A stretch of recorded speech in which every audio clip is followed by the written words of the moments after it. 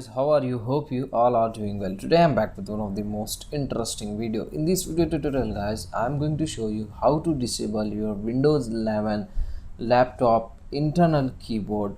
So for this guys, you can follow this easy and simple method. To disable the keyboard of your laptop guys, just hold Windows key button and press X from your keyboard. Okay, it will open this menu. So in this menu you need to find out device manager and open the device manager.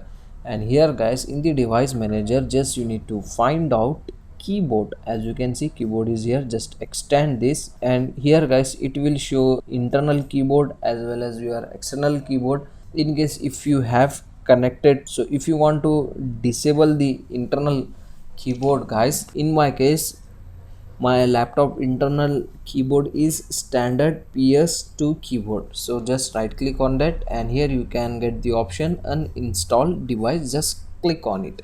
So from here guys, you can easily able to disable the laptop keyboard. In case if you want to enable it, same you need to open the device manager. After opening guys, just select your desktop like this and click on action. Here you can get one option, scan for hardware changes. Just click on it.